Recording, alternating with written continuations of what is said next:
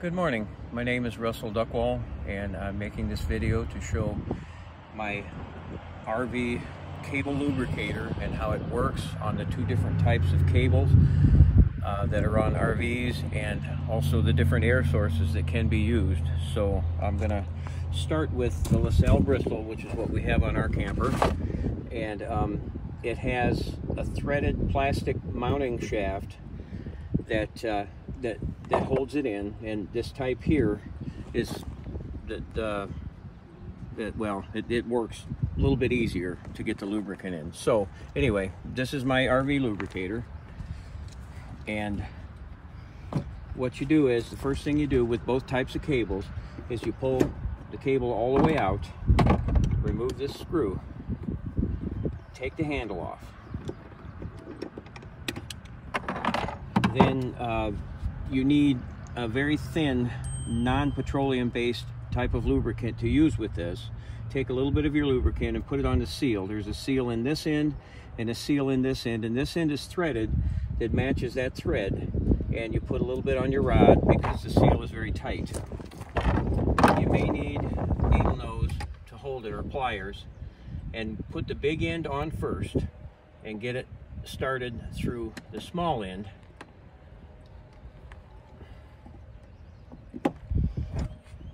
And then push it up on there and start the threads carefully. Don't cross thread it, and it takes a turn and a half or 2 turns to where you feel the snugness of that seal. That's all you need.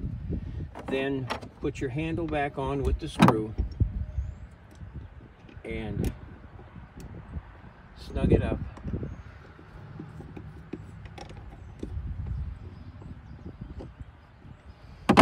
Then what you do is remove this plug on the top and put in like 8 squirts of your lubricant. I'm not going to put it in because this one's already been lubricated. Put your cap back in it, put your plug back in it, and now it is where we get to the pressure. You use 40 psi of air pressure.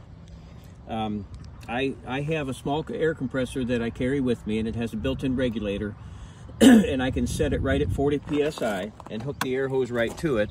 But you can also use inflators like this that would clip right onto a Schrader valve that I can put in it for you.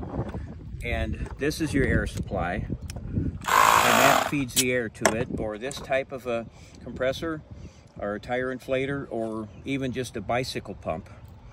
But a lot of people have air compressors, and this, in my case, I just put the air coupler right in it, 40 psi.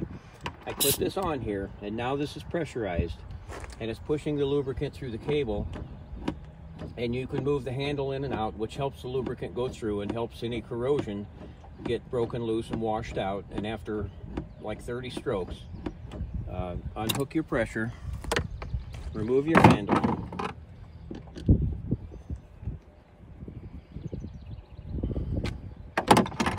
unthread the lubricator and pull it off. And there's always going to be some residual lubricant, so be careful and don't get it on you. Put your handle back on, and you should be able to move it very easily. It should be freed up, lubricated very well. If it's not, then you may have to do it again. On mine, the first time I did it, it worked much better. It freed it up, and you can hear the valve snapping shut. The cable is working the way it should. So I'm done with that. But if it would still be stiff, you can do it again to make sure that you get more lubricant in it and more of the corrosion out of it. Now, the other type that campers have on them is this type here.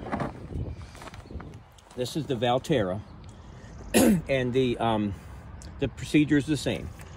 Up to here, you pull it out all the way, remove your handle. Now, the thing with these is they have a roll pin in them, and you might have to drill it out. Some people have said that they have pin punches that they can punch it out, but you remove the handle and you remove the nut and put it aside.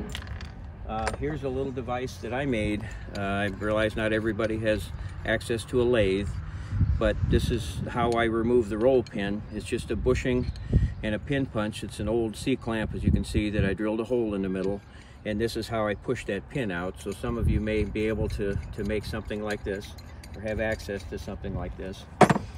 Anyway, the first thing that you do, the lubricator comes with a washer, a rubber washer, sealing washer. That's the first thing that you put on. And then the same procedure as before, a little bit of lubricant on here, a little bit of lubricant on here. Big end on first, and you push it up on the rod. Got lucky that time and it didn't. Okay, now this is where it's different than the other type. What I use is just 5/16 nuts are the perfect size, and it looks like I can get 2 of them on there and still have enough room to start the nut that came with the cable, came on the cable. And then this is a 10mm wrench on this one. What you have to do is snug this nut up so that that seals against there. So turn it until you can feel that it's kind of snug, okay? And what you do to make sure that it's not leaking is to apply air pressure. So I've got the 40 psi. I apply air pressure to it and listen.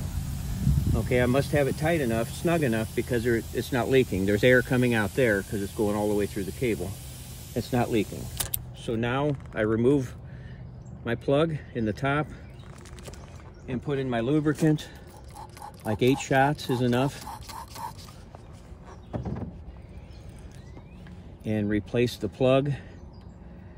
And then put the 40 psi on it and just wait like a minute so that we can get the lubricant right through to the end. And this is a 10-foot cable, and you can see it's pushing all the way through.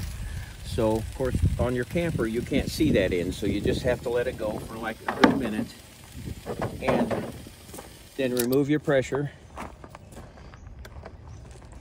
and take the nut off, take the spacers off, take the sealing washer off. And I keep mine in a Ziploc bag with a couple of paper towels to help absorb the extra moisture so that it's not leaking inside my camper. Okay, and at this point you put your nut back on, and when I put these Valterra handles back on, I use a cotter pin because then you don't have to punch out a roll pin every time. So a cotter pin holds it very well. A little bit larger one than that one would be better. And again, move it and make sure that you're free. If not, you may need to do it again if your cable is in really bad shape, really corroded. But as you can see on this one, it's brand new, but it's moving very free. The manufacturer says that you don't want more than a 24-inch radius bend. Well, this is 3 12-inch radius bends. And look at how easily it's moving. So that proves that the lubricant is helping it move free. So anyway, that's my lubricator and how it works on both different ones, the different air supplies you can use. Some people might have an air compressor that doesn't have a built-in regulator. In that case, a regulator like this works just fine. You can set it wherever you need it to be and use that if you don't have one in your compressor. So everybody has something different. So thank you for your time. If you have any questions or comments, you can leave them here on this channel or at rduckwall@hotmail.com. If you like my videos, you can give me a thumbs up. If you don't, a thumbs down. Good, bad, or indifferent comments or questions will be answered. So thank you for your time. I hope this is helpful to you, and have a good day and happy camping.